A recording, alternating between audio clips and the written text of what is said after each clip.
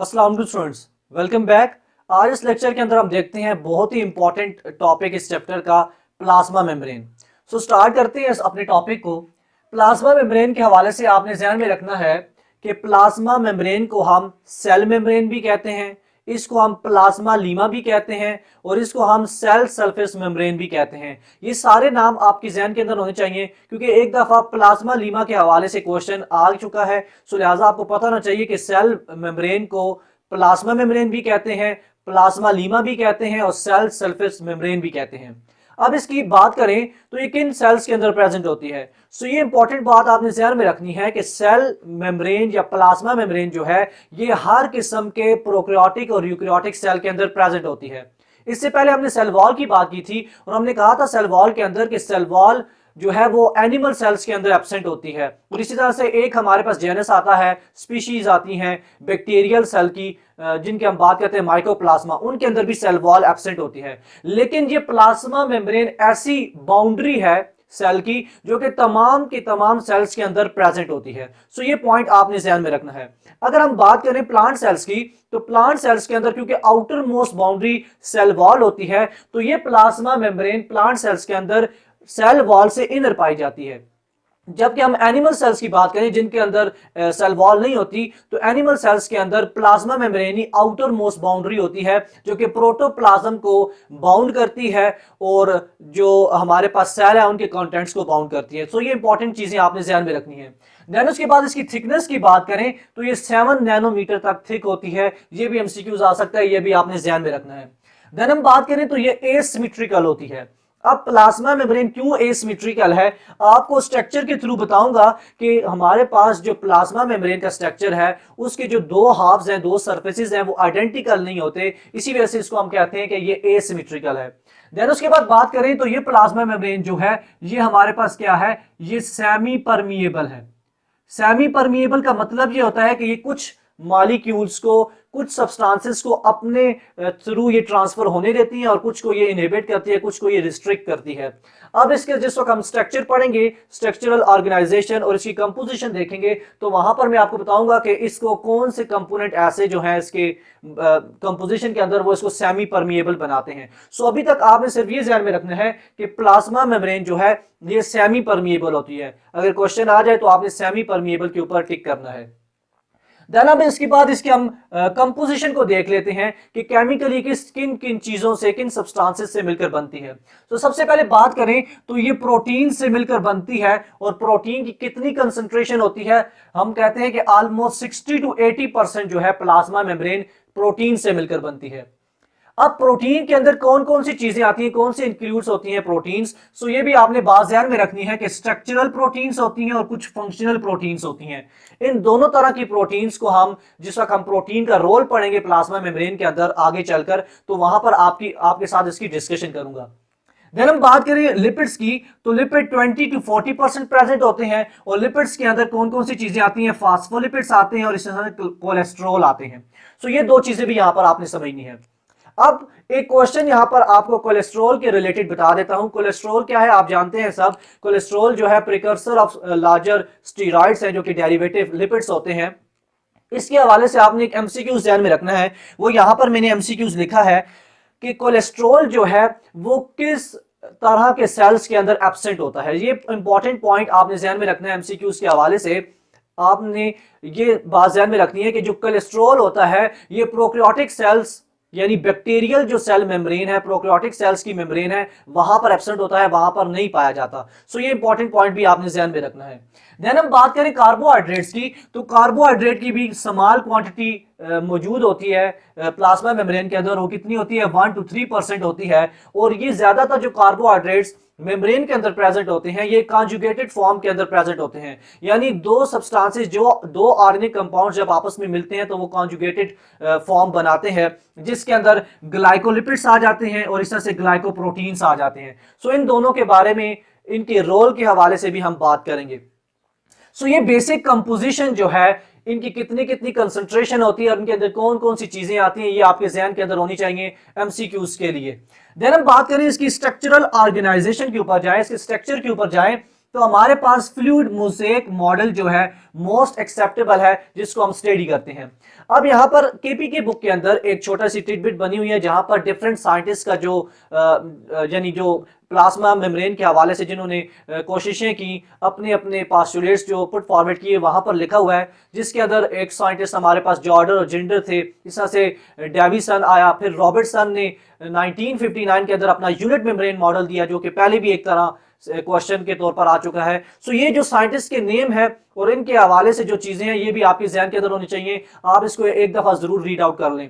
Then हम बात करें जो मोस्ट एक्सेप्टेबल मॉडल है, जिसको हम फ्लूइड मोज़ेक मॉडल कहते हैं, वो जिन साइंटिस्ट ने लाया उसका नाम आपके जहन के अंदर होनी चाहिए, और वो हमारे पास साइंटिस्ट हैं। एक है हमारे पास सिंगर और दूसरा है निकोलसन। यानी सिंगर और निकोलसन वो साइंटिस्ट थे जिन्होंने 1972 के अंदर फ्लूइड मोज़ेक मॉडल यानी most acceptable model of plasma membrane, जिसके अंदर स्ट्रक्चरल ऑर्गेनाइजेशन बताएगी प्लाज्मा मेम्ब्रेन की, उसको यानी पुट फॉरवर्ड किया और उसको एक्सप्लेन किया बाय यूजिंग इलेक्ट्रॉन माइक्रोस्कोप। सो ये थोड़ी सी चीजें आपने ध्यान में रखनी है कि इसको किस साइंटिस्ट ने प्रपोज किया, वो सिंगर और निकोलसन थे।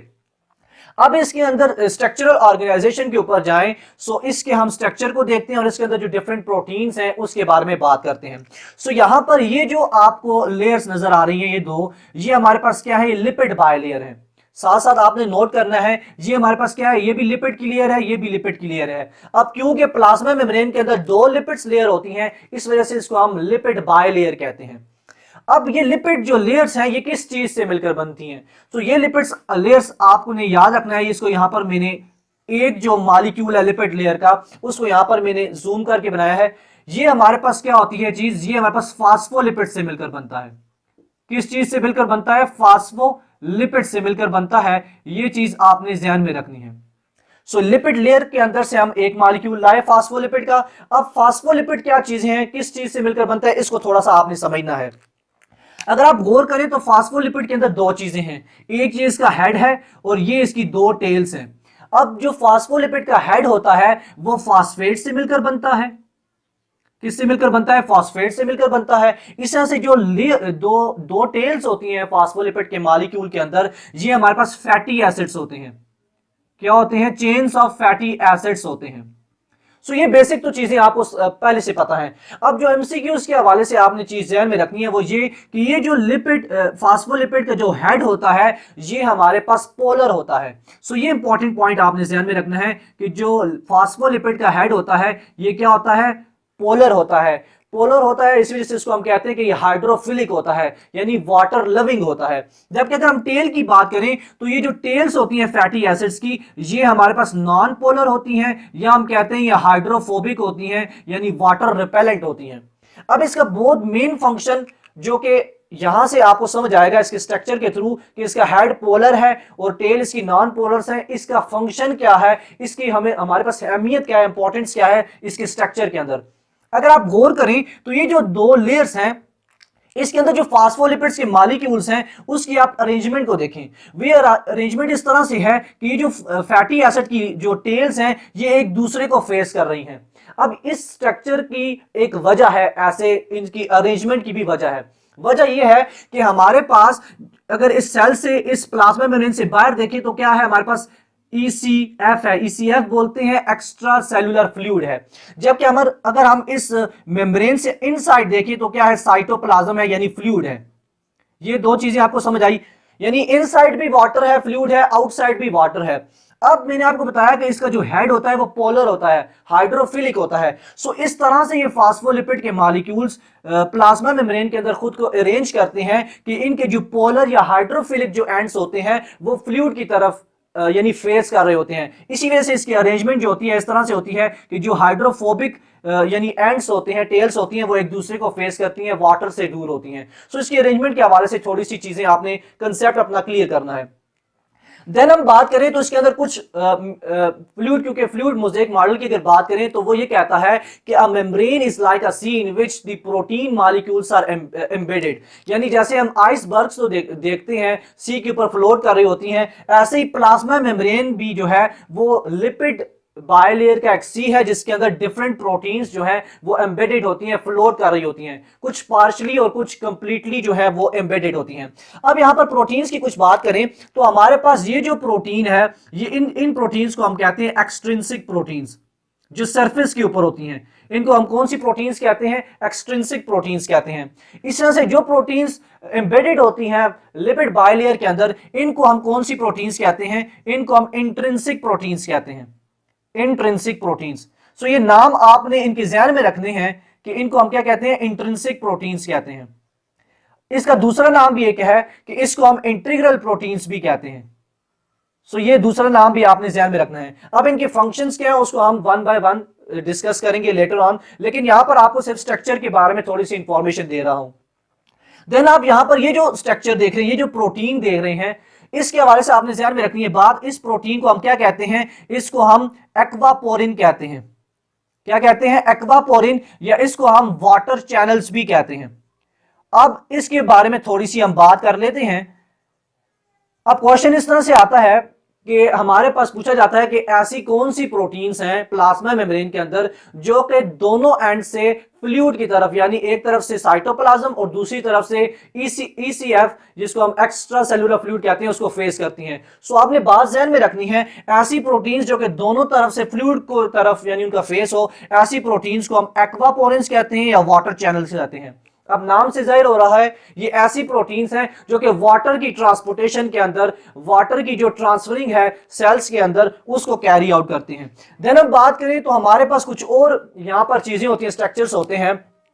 अब ये जो आप मॉलिक्यूल्स देख रहे हैं, ये जो यहां पर मैंने ड्रॉ किए हैं, ये हमारे पास कौन से मॉलिक्यूल्स हैं? ग्लाइकोप्रोटीन्स के मॉलिक्यूल्स हैं। अब ग्लाइकोप्रोटीन्स और ग्लाइकोलिपिड्स के हवाले से आपने बात ध्यान में रखनी है कि ये हमेशा outer surface of the membrane के ऊपर प्रेजेंट होंगे। यानी ये अगर आप देखें तो ये हमारे पास आउटर सरफेस है मेम्ब्रेन की, इस सरफेस के ऊपर जो है ये ग्लाइकोप्रोटीन और ग्लाइकोलिपिड्स के जो मॉलिक्यूल्स हैं वो अरेंज करेंगे खुद को। अब इनका भी फंक्शन क्या है वो भी हम आगे चलकर डिस्कस करते हैं। इस तरह से ये जो आप प्रोटीन देख रहे हैं, ये प्रोटीन कौन सी कहलाती है? प्रोटीन, इसको हम कहते हैं लिंकर प्रोटीन, और इनका भी अपना फंक्शन होता है प्लाज्मा मेम्ब्रेन के अंदर। इनको हम क्या कहते हैं? लिंकर प्रोटीन्स कहते हैं। सो ये भी आपने बात ध्यान में रखनी है। सो यहां पर ये चीजें हमने डिस्कस की।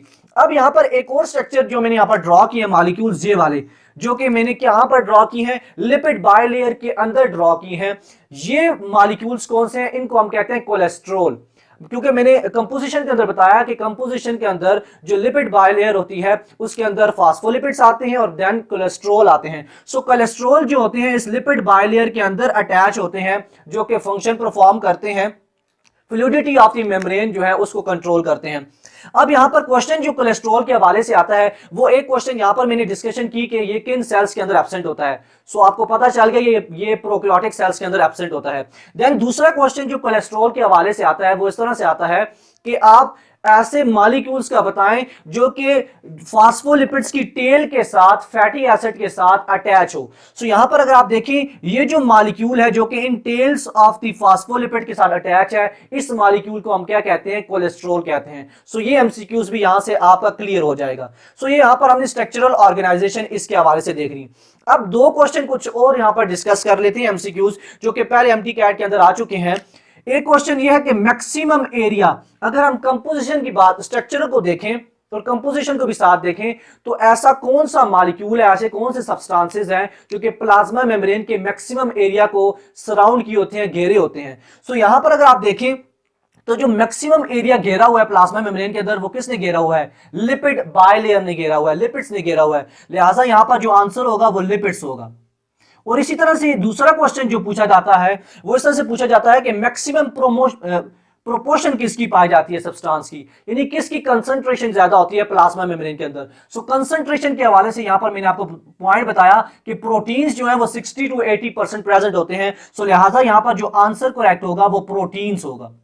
सो ये दो क्वेश्चंस भी आपने, बड़े इंपॉर्टेंट क्वेश्चंस हैं, नम्स के अंदर भी पूछे जाते हैं, एमटी कैट के अंदर भी आ सकते हैं। सो ये दोनों तरह से आपने इस क्वेश्चन को क्लियर रखना है कि अगर मैक्सिमम एरिया पूछा जाए तो लिपिड आंसर देंगे, अगर मैक्सिमम प्रोपोर्शन पूछा जाए तो आपने प्रोटीन्स के ऊपर करेक्ट करना है। देन हम जाते हैं फंक्शंस के ऊपर। अब यहां पर जो हमने स्ट्रक्चरल ऑर्गेनाइजेशन देखी, जो हमने कंपोजिशन देखी, उनको हम वन बाय वन उनके फंक्शंस को देख लेते हैं। सो अगर हम लिपिड्स की बात करें तो सबसे पहला पॉइंट जो आपने ध्यान में रखना है वो ये कि लिपिड्स जो हैं ये मेम्ब्रेन को सेमी परमिएबल बनाते हैं। अब सेमी परमिएबल का मतलब ये है कि ये कुछ मॉलिक्यूल्स को अपने थ्रू इंटर होने देते हैं सेल के अंदर और लीव होने देते हैं और कुछ को इनहिबिट करते हैं। अब क्योंकि लिपिड्स जो हैं ये नॉन पोलर बिहेवियर भी शो करते हैं, सो ये हमारे पास क्या करते हैं कि ये जो पोलर और आयंस होते हैं उनकी रिस्ट्रिक्शन कर देते हैं, उनको अपने थ्रू जो है उनको सेल के अंदर इंटर नहीं होने देते। सो ये काम इनका होता है। देन हम बात करें तो लिपिड्स के हवाले से जो इंपॉर्टेंट एमसीक्यूज यहां पर मैं इसको मार्क भी कर देता हूं, ये इंपॉर्टेंट इसलिए है क्योंकि एमटी कैट के अंदर एक दफा पूछा जा चुका है। सो फ्लूइडिटी ऑफ द मेम्ब्रेन, ये क्वेश्चन पूछा जाता है कि आप बताएं ऐसा कौन सा मॉलिक्यूल है, ऐसा कौन सा सब्सटेंस है प्लाज्मा मेम्ब्रेन के अंदर जो फ्लूइडिटी ऑफ द मेम्ब्रेन को इनहांस करता है, उसके अंदर अपना रोल प्ले करता है। सो आपने आंसर इसका क्या लिखना है, लिपिड्स लिखना है। अब थोड़ा सा यहां पर आपने बातों को समझना है। फ्लूइडिटी के अंदर लिपिड्स आपने लाना है और लिपिड्स के अंदर कौन कौन सी चीजें आएंगी, फास्फोलिपिड्स आएंगे और कोलेस्ट्रॉल आएंगे और इस तरह से ग्लाइको लिपिड्स जो है वो भी इसके अंदर ही आ जाते हैं। अब जब हमारे पास अनसैचुरेटेड जो फैटी एसिड्स हैं उनकी कंसंट्रेशन मेम्ब्रेन के अंदर ज्यादा हो जाती है, सो वो मेम्ब्रेन क्या कर देती है, उसके अंदर फ्लूइड एक किस्म का ज्यादा हो जाता है और हम कहते हैं कि वो मेम्ब्रेन क्या है, ज्यादा पैलिएबल है। पैलिएबल का मतलब ये होता है कि वो ज्यादा फ्लेक्सिबल हो जाती है, मोर परमिएबल हो जाती है। सो ये दोनों तरह से चीजें आपने ध्यान में रखनी है कि अगर अनसैचुरेटेड फैटी एसिड्स फास्फोलिपिड्स के अंदर उनकी जो कंसंट्रेशन है वो इंक्रीज हो जाएगी तो मेम्ब्रेन क्या होगी, मोर पैलिएबल हो जाएगी, मोर फ्लेक्सिबल हो जाएगी और जिसकी वजह से वो मेम्ब्रेन क्या हो जाएगी, मोर परमिएबल हो जाएगी। सो ये एमसीक्यूज भी आपने ध्यान में रखना है। इसके अलावा हम बेसिक अगर बात करें तो ये जो लिपिड्स हैं, ये लिपिड मॉलिक्यूल्स या लिपिड सब्सटेंसेस क्या करते हैं, बेसिक स्ट्रक्चर प्रोवाइड करते हैं to the plasma membrane. Then उसके बाद हम बात करें प्रोटीन्स की। प्रोटीन से जाने से पहले यहां पर मैं आपको बताऊं कि ये जो मैंने यहां पर फिलामेंट्स यहां पर ड्रॉ किए, ये फिलामेंट्स क्या है, ये हमारे पास साइटोस्केलेटन के फाइबर्स हैं जो कि प्लाज्मा मेम्ब्रेन को इनर साइड से सपोर्ट प्रोवाइड करते हैं। तो ये इनर साइड से सपोर्ट प्रोवाइड करते हैं, ये भी आपने ध्यान में रखना है। और ये हम आगे चल के साइटोस्केलेटन को डिटेल के अंदर इनके फंक्शंस को भी पढ़ेंगे, वहां पर आपको ज्यादा चीजें क्लियर होंगी। इस तरह से ये जो बाहर मैंने एक्स्ट्रा सेलुलर फ्लूइड के अंदर जो ये चीजें बनाई हैं, ये हमारे पास क्या है, ये फाइबर्स हैं एक्स्ट्रा सेलुलर फ्लूइड्स के जो कि वहां पर पाए जाते हैं। देन हम प्रोटीन्स के ऊपर जाएं तो प्रोटीन जो है मेम्ब्रेन को सेलेक्टिवली परमिएबल बनाती है। अब सेलेक्टिवली परमिएबल का मतलब ये है कि प्रोटीन मॉलिक्यूल्स जो हैं कुछ सेलेक्टिव मॉलिक्यूल्स को जो है वो अपने थ्रू ट्रांसफर होने देते हैं सेल को according to the need of the cell. So ये इस वजह से हम इनको कहते हैं कि ये सेलेक्टिवली परमिएबल बनाती है मेम्ब्रेन को।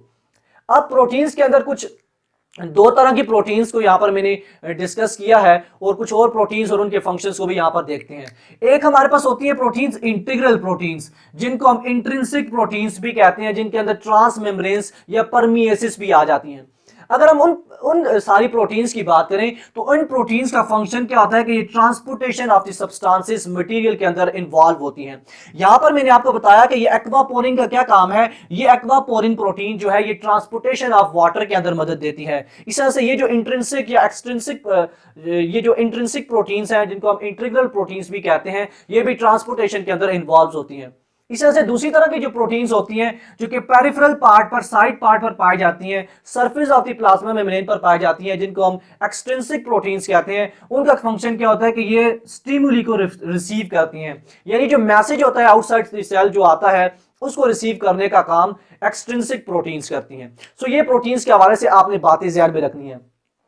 देन हम बात करें तो कुछ प्रोटीन्स हमारे पास चैनल्स की सूरत के अंदर होती हैं और कुछ कैरियर्स होते हैं।